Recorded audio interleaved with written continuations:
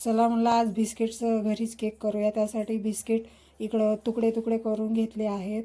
त्यानंतर त्यामध्ये 2 कप दूध टाकलेलं आहे. आता केक बनवायचं कारण म्हणजे आज चिल्ड्रन्स डे आहे, त्यामुळे लेकीसाठी केक बनवावं म्हटलं. हे सगळं मिक्स करून घेतलं आहे. बिस्किट इकडे आपले चांगले भिजलेले आहेत, त्यामुळे चांगले मिक्स करून घेतलं हे मिश्रण. त्यामध्ये 1.5 चम्मच तूप टाकलेलं आहे, हे पण मिक्स करून घेतलं. त्यानंतर कढईत मीठ टाकून कढई प्रीहीटला ठेवली. त्यानंतर अर्धा चम्मच खाण्याचा सोडा टाकून तो पण.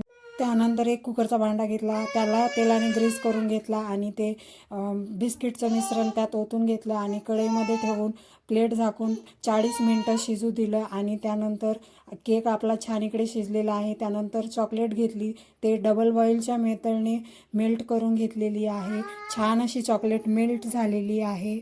त्यानंतर इकडे आपण नॉर्मल पाणी घ्यायचं आहे आणि ते चम्मचच्या साहाय्याने पूर्ण केकवरती लावून घ्यायचं. त्यानंतर ते मेल्ट झालेली चॉकलेट त्यावर पूर्ण पसरवून घेतलेली आहे.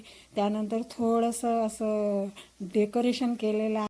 त्यानंतर केक सेट होण्यासाठी 15 मिनटं फ्रीजमध्ये ठेवून घेतला. 15 मिनटानंतर मस्त इकडे चिल्ड्रन डेचं सेलिब्रेशन आम्ही केलेलं आहे. बघा श्रीजा किती खुश आहे, तिला वाटते आज तिचा बड्डे. सेलिब्रेशन झाल्यानंतर श्रीजा इकडे मस्त डान्स करत होती, तिला खूप आनंद झाला आहे.